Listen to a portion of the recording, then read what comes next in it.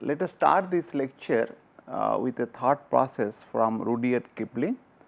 The gold is for the mistress, silver for the maid, copper for the craftsman cunning at his trade. Good, said the Varun sitting in the hall, but iron, cold iron is master of them all. It is a very great statement of stating that iron is very important. Today we will be discussing about iron and wood steel, advanced material technology of ancient India.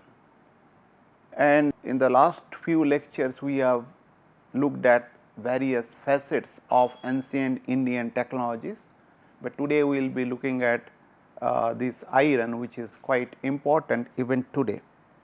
So, if you look at when we ask this question, why is iron important for our life, then naturally because iron is the most widely used of all elements, accounting for 95% of worldwide metal production. And iron is one of the metal that can be recycled fully, so that it can be made sustainable. Unfortunately, we are not doing that globally, but it can be done. So, therefore, iron is very important even today, and it has been used by various applications like namely machinery, automobiles, ships, engineering components, building materials, agriculture and several others aspects of engineering and domestic applications. And because it has lower cost and high strength, and therefore, that is being used profusely for engineering and domestic applications. And fortunately, India is having a very large reservoir of the iron ore, and iron ore is basically rocks with mainly iron oxide. It can have various colors from the dark gray, bright yellow, deep purple to rusty red, and types of iron ores whatever we get in our country are basically, if you look at magnetite, hematite, limonite and siderites, and mostly we are having large reservoir of hematites, and of course, the magnetite is the one which will be basically can be known as it will be identified by its magnetic properties, and hematite's color will be little rusty red kind of things which I have shown here, and the large reservoirs of India belong to this category of the iron ore, that is hematite. And if you look at the map, iron ore map of India, that most of all the states except maybe Kerala or Jammu Kashmir and then maybe Delhi, Himachal Pradesh and of course, the Uttar Pradesh, rest of the states are having large reservoirs of the iron ore mines, and you can see that these spots are basically corresponding to mines that are being identified for getting iron ore. So, which is quite a large amount, and therefore, we are basically fortunate enough to have iron ore, and which is very important. But unfortunately, we are using these metals and also the iron is too much because the resources is limited and it can be really depleted soon. So, therefore, uses should be small, and the pollution created due to the production of iron can be minimized provided use less. And you should improve the quality of the iron and steel being manufactured such that its lifespan will be very high. So, that is the challenge one has to take today, but however, we will be looking at basically various clues from our ancient iron technologies, but let us look at brief chronology of iron uses in ancient India. and I have made it as small as possible just to give you a bird's eye view of the various applications what were being used by our people from the time immemorial. Even if you go to the before 500 BC, that means it can be basically 1000 BC onwards, people started using iron ore, and recently some studies claims that it is not 1000 BC. BC means before common era, it is basically 1600 before common era the iron items were being used. So, if you look at various items which were used during this period before 500 BC, the household items, agricultural, building tools, iron swords and daggers, and what people claim is that period Vedic periods, of course some people claim there was a iron, but some people also having difference of opinion about that. But if you go by this 1500 to 500 BC, certainly iron were being used because people got evidence out of it. Beside this, the other parts like various parts where the already people got the evidence of ancient iron which are being rusted and the carbon dated found out. Those places are Lodhal in Gujarat, Ahar in UP, Gufekral in Kashmir Valley, Antraji Khera in UP, Halur in Karnataka, which was around 1000 BC, Tinnevelly in South India around 550 BC. So, these are the places where people got hard evidence of iron artifacts and items. So, 300 BC to 3rd BC during which the Chandragupta, Asoka and the king Hubisca and the other kings were there in this in our country, and what evidence we got from various places. Those items are iron stupa, swords, dagger, agricultural equipments, coins and clamps and various other things, and 1 to 100 CE. And apart from these iron items made of irons and steels, the people got also iron spearheads and nails, and they found in Piparava in UP. And 500 CE, of course, we are aware of this rustless iron pillar which is now located in New Delhi, and earlier of course it was in Vishnupada. We will be discussing about it, and there in other places also iron stupas or pillars were being erected by various kings. And you will be surprised to know that 600 to 1200 CE, that iron beams were used for as a structural, in particularly in temple, to take the load of the temple which is made of stone. And according to me, this is the first time in the entire world where the iron beams were used, and these places where you can get evidence is Bhubaneswar, Puri and Konark temple. Still it is these beams are existing, being used. Of course, some of them are getting corroded. That is one problem one has to overcome and see that this should not be corroded, such that there might be some damage to the temple. And of course, there is a era where 1500 to 1800 CE, particularly during this Muslim rule, and the iron guns and cannons were designed and developed in this country, and which were being used very much. And the places where you could get these iron guns and cannons which are being preserved is Tanjore, Bijapur and several other places across the country. So, this is about basically a brief chronological account of iron uses in ancient India. But if you go to the Vedic eras, there is a literary evidence like Ayas. Ayas means iron has been used several times in Rig and other Vedas, but of course, there is a little controversy about Ayas. People say it is a metal, but some scholars they claim it is iron. And the word Ayodhmastra is basically iron tusk.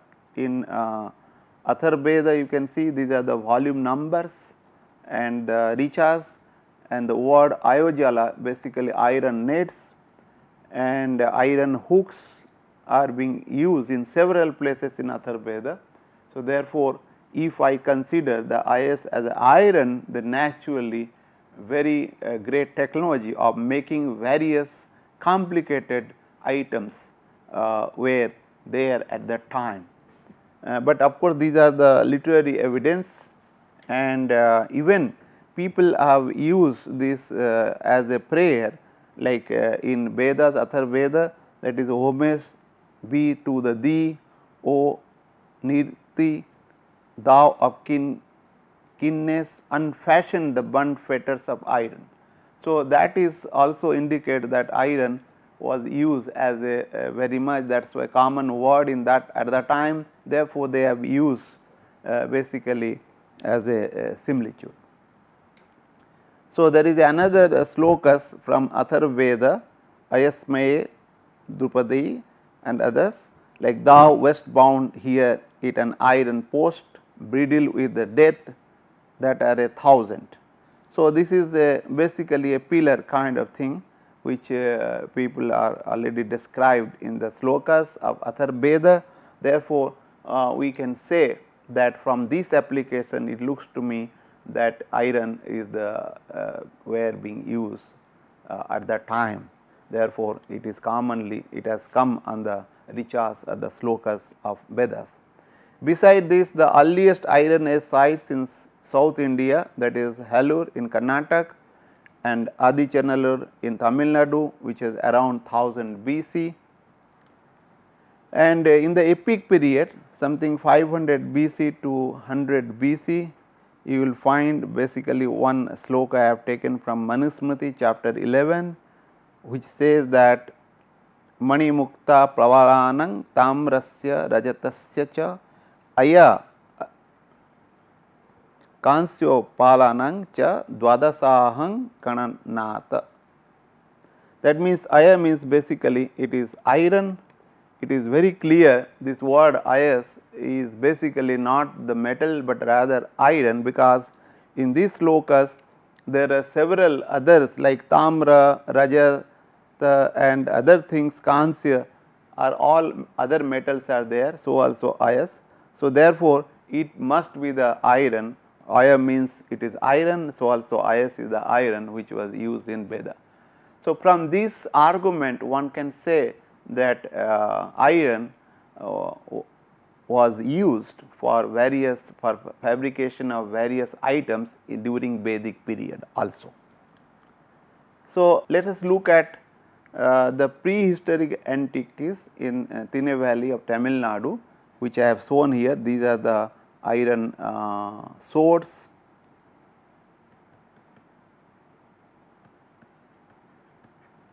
and these are daggers, smaller in size, made of iron, and these are hard evidence which people, archaeological survey of India have found out, which around something 1902, and these daggers is around something 18 to 12 inches, and whereas the sword is around 2 to 2.5 feet. And beside this, people got evidence about spades, arrows, javelins, lances, iron clamps, which were made of iron. And it is told that this might be the earlier version of wood steel, what we are going to discuss today. Of course, more evidences, more research are required really to prove that those were made of wood steel, which is a very, very advanced material considered with respect to the present time. Beside this, in Ayurveda there are various kinds of instruments are being used, which is mentioned in Susruta Samhita, and surgery was conducted in ancient India. There is no doubt about it, because various Western researchers have really claimed that one, and it has been proved. And what being mentioned that to 125 kinds of surgical instrument made of iron were used for carrying out the surgery at the time, and some of the schematic of these tools I have shown here, which is a very fine and very difficult to manufacture even today, because it is very sharp and it will be very what you call complicated to manufacture.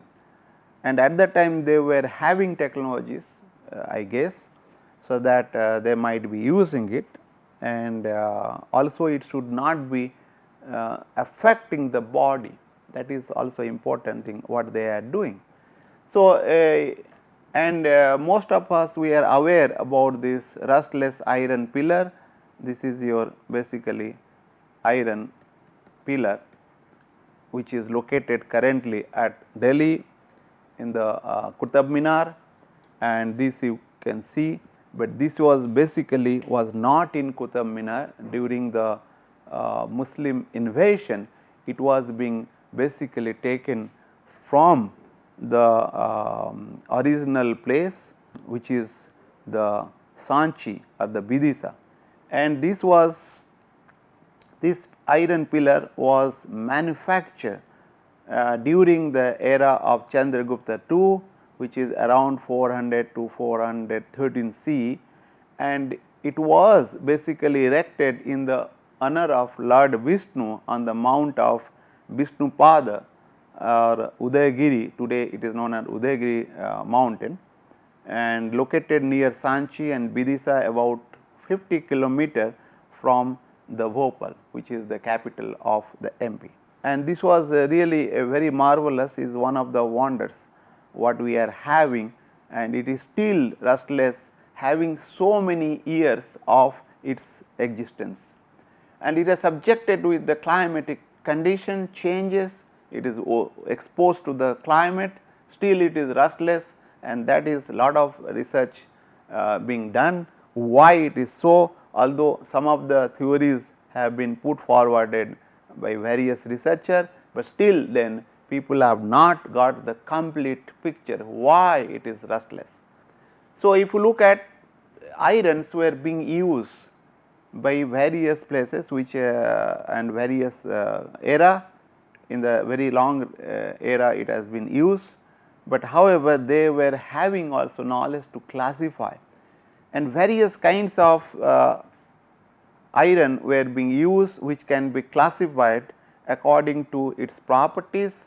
It can be basically classified into three categories. One is soft iron or Kantaloha, and Tiksna Loha, carbon steel, and Mundala Loha is the cast iron.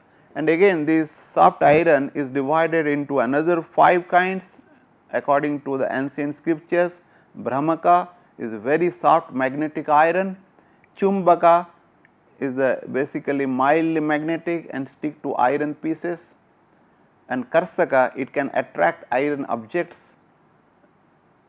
and Dravaka it is a very strong magnetic iron, but maybe Karsaka is little bit lower than the Dravaka, but it will be Karsaka will be having higher magnetic qualities as compared to the Chumbaka. Romaka is basically permanent magnet that develops strong magnetic field around the magnet. It can be of various mukha, means faces, like Ekamukha, Dvamukha, Trimukha, like Sarvamukha, that means several of them. So, various kinds are there, and this carbon steel, which is again divided into 6 categories. Khara, it develops a good cutting edge, breaks on bending, and Sara is softer iron and it has fibrous fractures, and Hanala is hard and tough, has fibrous fractures, and Travata develops good cutting edge, and Bajra it has good hardening and tempering property and hard cutting edge. I guess this Bajra might be known as the wood steel in modern time, and Kala it develops hard cutting edge after blue tempering. And beside this, Mundalwa is again divided into 3 categories: Mrudu, Kunda, and Kadara. And Mrudu means soft brittle iron, that may be grey cast iron. It has a low melting point, and Kunda is a motile grey iron, and Khadara is a white cast iron. So, if you look at, they had classified the iron depending on its properties. Unfortunately, in modern time these aspects are not a part of curriculum. So, therefore, it is important to introduce these things and also augment this with the modern classification if it is there, that it indicates that people were having the enough knowledge about iron. So, I will be talking about iron making furnaces, because furnace was important, and people have got evidence for that, and several small and large furnaces were used till 18th century for making iron from the iron ores.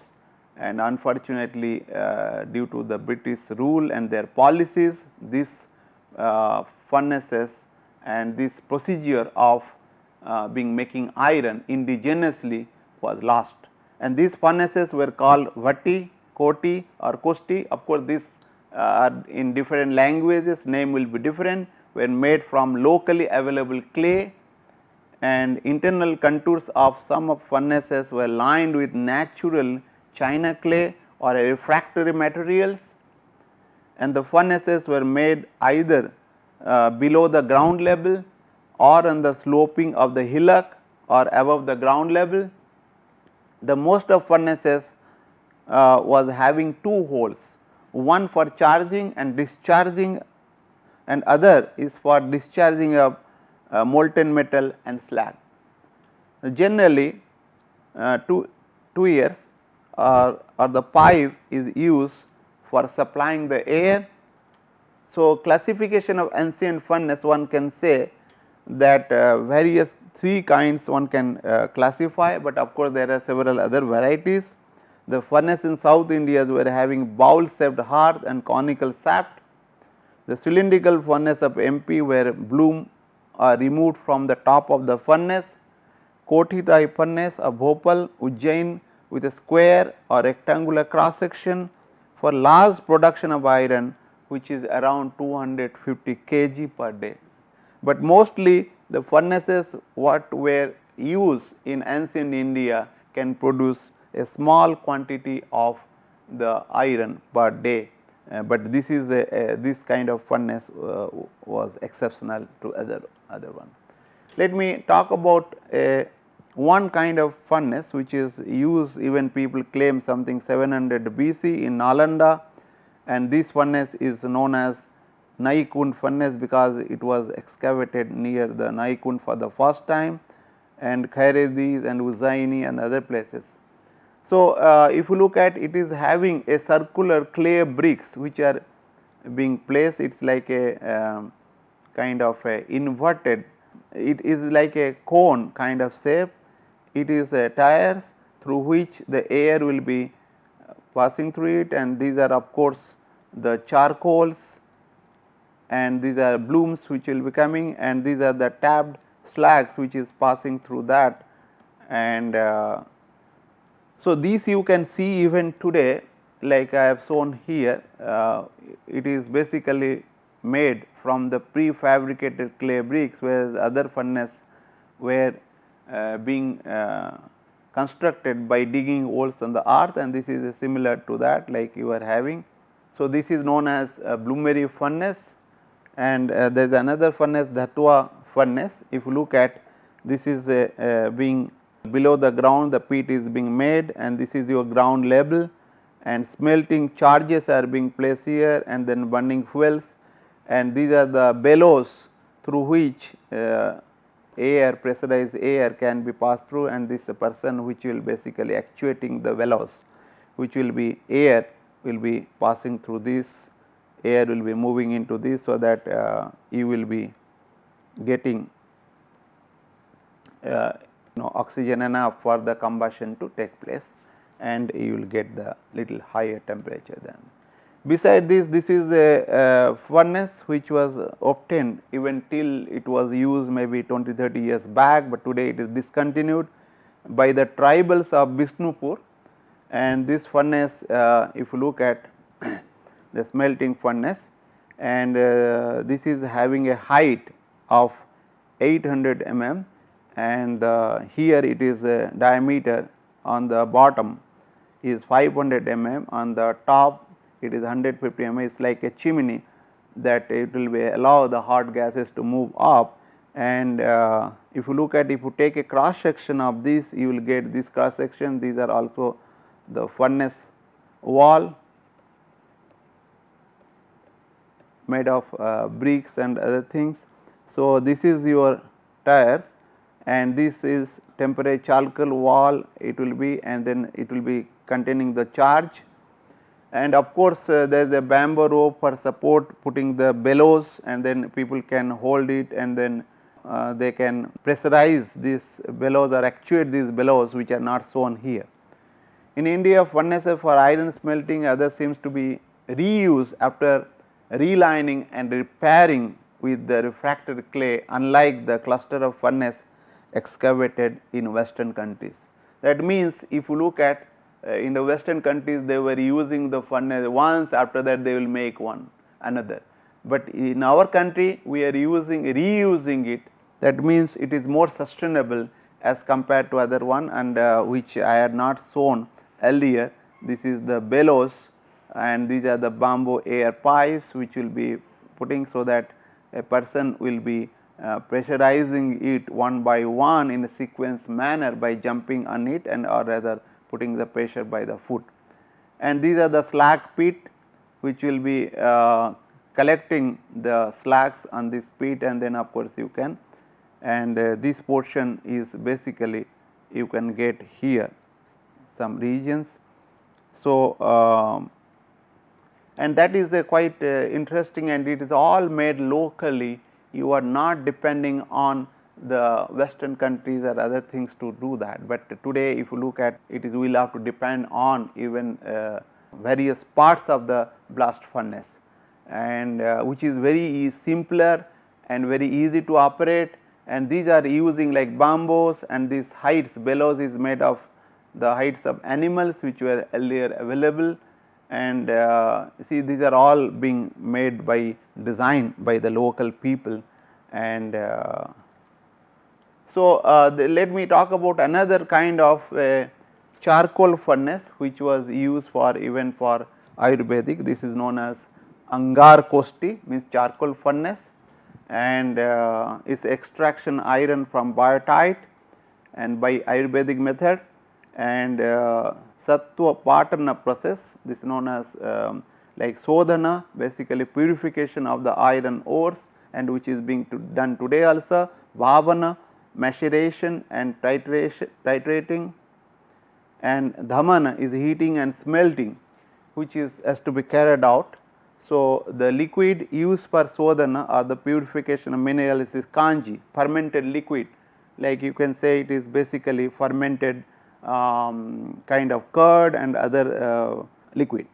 So, Tripala Quath like Harira, Bahara, Amla, what we use for our health purposes, and then cow's urine and cow's milk. So, these are the constituents which are used for purification of minerals. Now, more research is to be carried out to find out what are the efficacies of these items which are available and which can be renewable also. So, not that you will have to use some chemicals, and this will not affect the environment as such. This process is accompanied intermediate bhavana leading to pelletization of chars, which is around something 20 to 30 mm balls with the following compositions like mica 200 grams, borax the flux which is used to separate the slag is 50 grams, and mushali powder is 50 grams, which is act as a redundant reducing agent. So, this is the furnace what people have had designed earlier. These are the bellows, and these are the elevations, and these are the cross section of that, or the top view we can say. These are the bellows, and this is which is shown here, and this is the pipe, and this is your insulations, and then these are the charcoals which will be using for heating that, and which contains the crucible. Crucible is a refractory pot where you will be using basically the iron you will be keeping, and then that will be heated. So, proper dimensions are given, that means it is basically taken from the rasa samuchaya, and the furnace temperature of 1500 degrees centigrade could be achieved as per the research done by Jha et al. And because they are using charcoal, and then they are using also the air to augment the combustion. So, this is basically high temperature one can get, but more research is required, and to really develop these kind of things. And Rasaratna Samuchaya, which was written around 800 CE, describes 51 kinds of metallurgical tools, 31 kinds of equipments, 17 types of crucibles, and 9 types of furnace, and 5 types of coatings on these furnaces. And but now a lot of research must have been carried out, which is not the case unfortunately, so that we can revive and give this technology to the common people, so that they can develop the iron in a small quantity. Also they can use that thing for their creative purposes, so that they can redesign these furnaces according to their requirements, and which is being hindered in case of a very big furnace like blast furnace. So, if you look at blast furnace, I have shown here. Of course, you can get a very high temperature here. This is the hot air, and the slag will be going out, and this is a molten iron. Molten iron will be out by this pipe, and there is a fireplace, and this is the cup and cone arrangement for the flow of iron, limestone, and coke lucid manner. But however, that is very important for the performance of the blast furnace. Blast furnace its size is quite huge, the length is something 20 to 35 meter, and diameter is 6 to 14 meter. You cannot really operate it, you cannot redesign it, you cannot really redo something or apply some creative work, or you can change it according to your wish. As compared to that, ancient furnace is a very small, it is something 700 mm height, and 300 maybe little bigger, maybe 500 kind of, this will be around maybe 500 to 600 width kind of things, right. And this is your place where the bellows and then charging will be taking place around 200. So, this is a very small one. Of course, the bigger one is there, but that cannot be really as big as blast furnace, and these are simple in nature. So, that lot of changes can be made by the users, but however, the problem with this kind of ancient furnace is that the temperature is low, around something 1200 degrees Celsius, in which ferric oxide will be reacting with the carbon monoxide going to the iron and carbon dioxide. Keep in mind that in the blast furnace, although the quantity of iron produced is quite large, but it also pollutes the place where it is being installed too much, whereas this pollution, whatever it will be coming from the small furnaces, will be really dissipated in the local regions.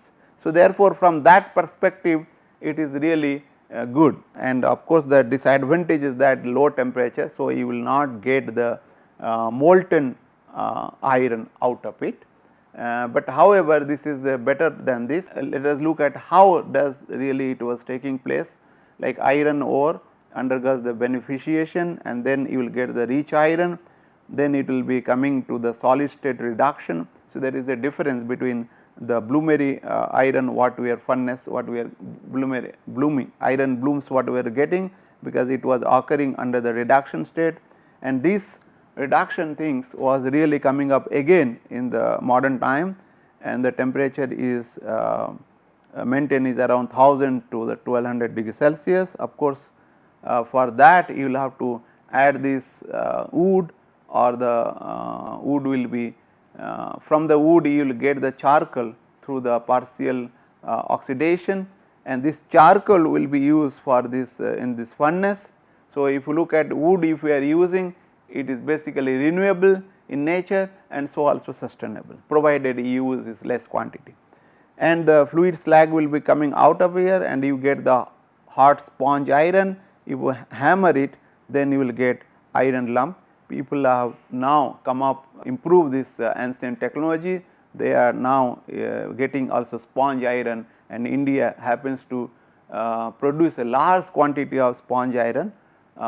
Maybe it is one of the largest sponge iron producing country in the world, and they have basically looked at this improve this ancient technology, and we can get a lot of cheaper iron being produced from the iron ores. So, now we will be looking at another very important steel what was being produced in ancient India, which is known as wood steel, and this is considered to be the advanced material technology of ancient India. So, as I told that lot of people may not be aware about this thing. It is a very remarkable story that is not well known about the legendary of wood steel of ancient India. Wood steel, if you look at, is basically the was originated in India, that is being accepted worldwide. The word wood has originated as a mistranscription of word wook, which is basically an anglicized version of uku, the word for steel in Kannada language, and other South Indian languages will be having similar word, that is uku, which is meaning is that it is basically to melt or dissolve, right. So, therefore, this word is being transformed or rather mistranscripted into the wood steel. The word also being interpreted by the Benjamin Hahn, who really inspected the Indian steel in maybe around 18th century in the ceded districts and other Kannada speaking areas, and he interpreted that uku word might have come from ucha. Ucha means superior, that is of course a Hindi word, and he was informed that the steel was ucha kabina, means superior iron, also known as uku tundu in Mysore. That means this word has been distorted. Now we know it as a wood steel. Of course, it is not known among the students and even faculty members of engineering stream even. The wood steel was highly prized across several regions of the world. It is believed to have been used to make the Damascus blades with a swilled steel pattern, and the swords made of this India steel came to be known as Damascus sword. Damascus sword is quite famous among the various warriors. This I have shown is a what you call a sword, which is quite sturdy, and also it is a high strength and it is having a very sharp edge. So, if you look at the another sword of 1600 centuries, which I have shown, that this thick and heavy and deadly sharp, and this is basically forged from wood steel, and the size of this sword is around 29 inches long, and this is having a little curved and then distorted, maybe it will be having different armor capacity. So, these swords were used as weapon in the battles by Indian kings like stalwarts like Prithviraj Chauhan, Maharana Pratap, Shivaji, Tipu Sultan, and several of them, and also the Sikh warriors. The swords of Sikhs were said to bear the bending and crumpling and yet be fine and sharp. That is the good quality or the speciality of the wood steel. And Al-Biruni, who lived around 973 to 1048, claims that there will never be another nation which understood the separate types of swords, their names, than the inhabitants of India. And there are several ancient Greek and Roman literary reference to the high quality Indian steel since the time of Alexander's India's campaign. The story goes that like during this Alexander invasion, and he was gifted with 100 talents of Indian steel makers. Beside this, the numerous early literary references are being talking about the steel from India. So, that is why it is considered that India was the father of the wood steel. Recently, the researchers J.D. Burrow-Evan, who is a professor of material science and engineer at Iowa State University, who is still doing a lot of research on this wood steel, and he has published a paper in 2018. That paper name is Revisiting the Wood Steel. So, wood steel, according to him, wood steel was the first high quality steel made anywhere in the world. According to the reports of the travelers to the east, the Damascus swords were made by forging small cakes of steel that were manufactured in southern India, and this steel was called wood steel. It was more than 1,000 years before the steel as good was made in the West. So, it is his version who has done a lot of research, still doing till today. And Edris, the Arab traveler of 1200 CE, who says that the Hindus excelled in the manufacture of iron, that it was impossible to find anything to surpass the age from the Hindwani or in Indian steel. The Indians had workshops where the most famous savories in the world were forged. And let me just quote from T. A. Richardson, who was written a paper in 1939 on primitive iron smelting in America in the Journal of Archaeology, who was commented that it was not made by the Arabs at the Damascus by the Chera Tamils in Hyderabad, where it obtained the name Uz, under which it was exported from India shortly before the Christian era. Of course, some of the scholars, people always say that Damascus sword was basically being made first by the Arab people, but he has categorically said that it is not from that, rather from the India. So, and that too, that is 1939. So, Indian swords made of wood steel I have shown here, which is very sharp and it is also quite hard, its strength is quite high, and not only that, this is basically a helmet from wood steel, which is a very, very fine structures. If you look at, these are chains being made of wood steel, which was quite difficult even today to fabricate by hand, but however, it has been, I have taken from the book of Indian Iron by late Balasubramaniam R, who was my colleague and friend.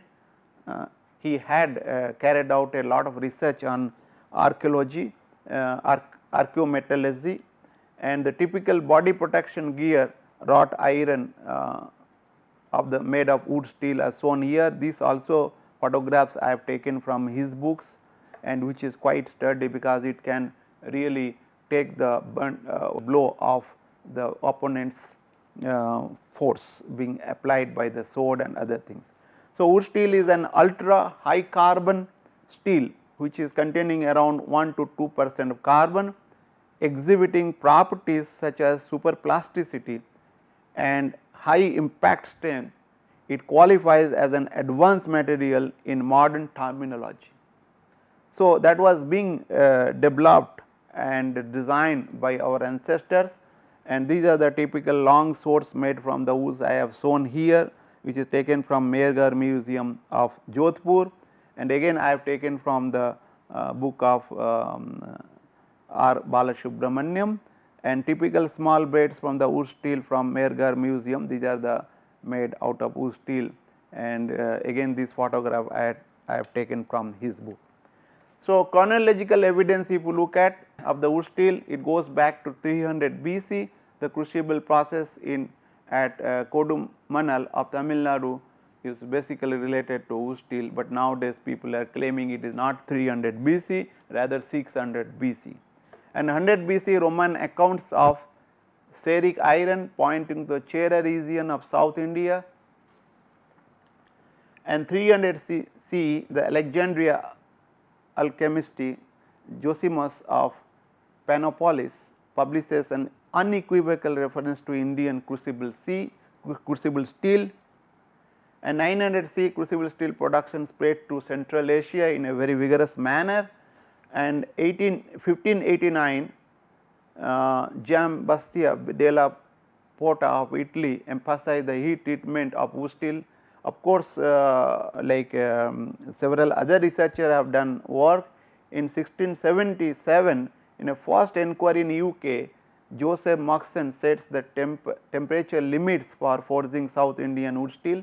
They had made several attempts to reproduce the wood steel, and in the beginning they were failing miserably, although they have got some success today, but according to me they have not really completely successful in making the wood steel till date. 17th century AD, the Tavernier accounts of export of 20,000 pounds of wood steel from the Golconda in Andhra Pradesh to Persia, manufacture cannon and firearms. And in 1795, first scientific lecture by Mushet of England on the wood steel, and George Pearson present his work on the wood steel to the Royal Society, because the Western people were really excited about this wood steel, and they were carrying out several of research, and they have also failed in the very beginning miserably. As I told earlier, the archaeological evidence suggests that crucible steel process started in the present day Tamil Nadu before the start of Common Era, and the people got some of the identified old lumps. These are the old lumps of high carbon wood steel from Gulbarga in Karnataka, and fragments of newly identified remains of fired crucible. These are the basically parts of the crucible used for steel production of South Arcot in Tamil Nadu. And as I told earlier, the Arabs introduced the Indian wood steel to Damascus, where an industry developed for making weapons of this steel. Arabs took ingots of wood steel to Damascus, following which a thriving industry developed there for making weapons and armors of the steel. Unfortunately, maybe with those things they invaded our country, and then we lost the independence. And 12th century of Arab traveler Idris mentioned about Indwani, as I had mentioned earlier. So, then hence we can conclude that wood steel was the first manufacture in ancient India, which is still considered to be the state of art technology of steel making in the entire world. So, these are the blades of sword of Mahanagar Museum of Jodhpur. If you look at, these are the swelling patterns like what you get in the wood steel link patterns, and alternating dark and light phases, but why it is so we will see. Let me quote from the evidence from the traveler from the 17th century onwards. Several European travelers, including Francis Buchan in 1807, Benjamin Hayen in 1818, and S.W. Wyse in 1832, Josiah Marshall Hath in 1840, observed the manufacturing of steel in South India by crucible process at several locations, including Mysore, Malwar, Golconda and other places.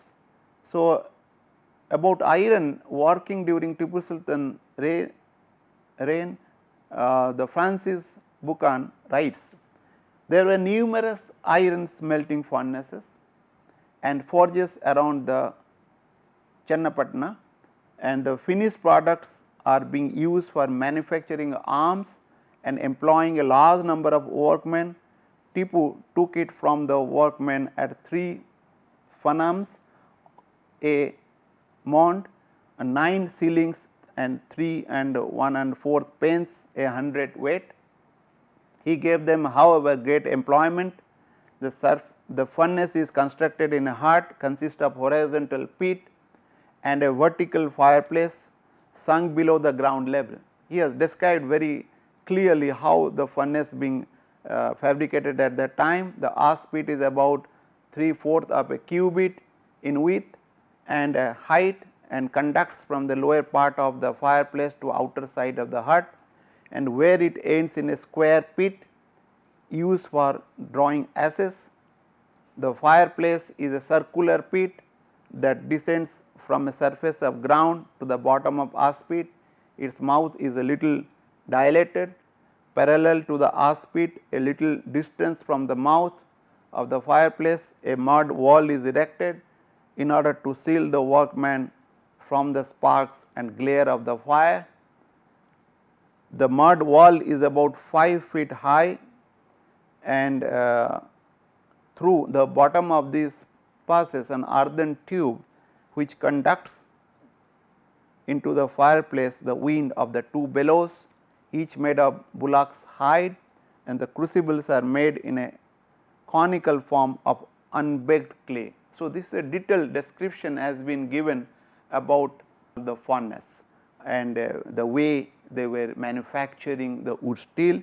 Let me show you a figure which has been drawn basically from the accounts of Francis Buchan, and indicating that this is your furnace which is square, and this is your fire stove, and this is containing the charcoal, and this is a circular pit, and this is a perforated wall which will be protecting the people who will be there on this bellows. They will be actuating this bellows which is made of buffalo hide, and such that the heat which is being generated in the furnace should not affect them. This is the furnace what one can really get out from the account description of the Francis Buchan. So, let us look at the processes involved during the manufacturing of Damascus sword from Indian wood steel. If you look at, as I had mentioned earlier, that a furnace is being made in which basically the iron ore and the charcoal are mixed together. With the help of the bellows, the air will be passing into this, such that the 1200 degrees Celsius one can get, and then the iron will be being made. And then this iron, once this sponge iron is being made, this has to be hammered out such that you will get the wrought iron, and then this wrought irons where basically are the bloom. These blooms are being broken into small pieces and again mixed with the charcoal in a crucible and put into again to the furnace here, the slow and then it will be cooled slowly, so that you will get the wood steel. And once you get this wood steel, then again it will be, this wood steel has to be heated in 650 degrees Celsius to 850 degrees Celsius, which is very important. You will have to control this temperature in this range, and then you will have to again take this and forge it, that means hammer it with the various forging processes like fullering and then and hammering. There are several other processes are there that has to be done in very nice way, otherwise you will not get the proper structure what you want to have. After that, then what you will have to do, you will have to heat again and treating that pieces from which you are making the sword, and then it will be quenched, and again it will be hardened blade which you will be getting. So, this process which I have shown in a very nutshell, but that heating and then forging and then again quenching, and this process is a very meticulously done in a several times, so that you can get the proper shape and size and also control its hardness.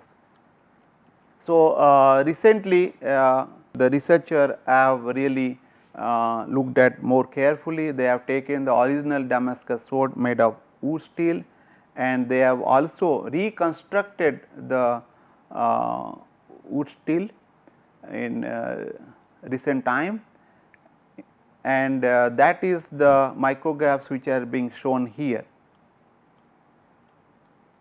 And this is work is done by the Verhoeven in the Mystery of Damascus Blade of Scientific America in 2001, and you can see that on cooling, these are the patterns which are being shown in the original Damascus, which is very bright and then dark color, and on cooling of the ingot of the wood steel, the fine pine tree like formations which are being made here. So, these are dendrites, and this is basically on the microscopic level are formed extending to the molten steel.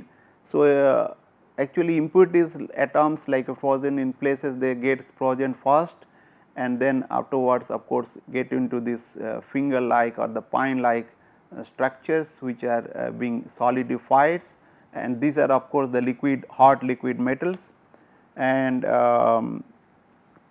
And what they claim, the atoms of vanadium or any other impurities rapidly segregate out of the solid iron like beads on a necklace, right. These are the impurities what is there. So, and subsequently what happens, that cycle of heating and cooling,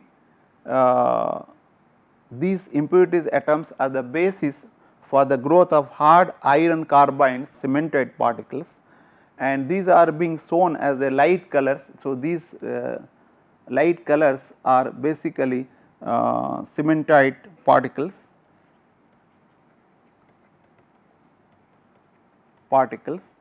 And if you look at it, is quite very clear in the original Damascus stone of the wood steel, whereas the modern reconstruction is not that clear. So, therefore, I feel that although they have attempted to refabricate or reconstruct it, but I think that it is not matching well. So, therefore, there is a more scope for doing research and also reconstruct in proper way. So, let me conclude with few remarks. This that India was in the forefront of iron steel manufacturing even till 18th century, which was destroyed due to the wrong policies by the British ruler at the time. And the modern steel making is quite costlier and environmentally unfriendly, whereas the ancient steel making was cheaper, and that encourages creativity among people, and also it is not environmentally that unfriendly. So, the archaeological findings indicate that high grade high carbon crucible steel does have the ancient history in India, and ancient technology is quite small in scale, as I had mentioned, which can be adopted by the semi skilled people, thus generate employments and least pollutions as distributed across the large area. And research efforts over the past 200 years to know how these wood Damascus blades were made and why the surface pattern appeared have not resolved completely, and the recent investigation on the ultra high carbon wood steel being superplasticity justified it being called the advanced material of ancient world, with not merely a past, but also a future. So, therefore, it is very important for us to relook at our ancient steel technologies and also the other technologies and adopt it in the modern time, such that it can generate more employment, and we can also activate and actualize our creativity, and we can really contribute more for the development of our glorious nation. So, my objective of taking this lecture was to expose the students and also other people to the technology what we are having, which can be adopted and which can be reused, which can be really redeveloped in such a way that it will be environmentally benign, cheaper and indigenous, using the local material. Thank you very much for listening to me.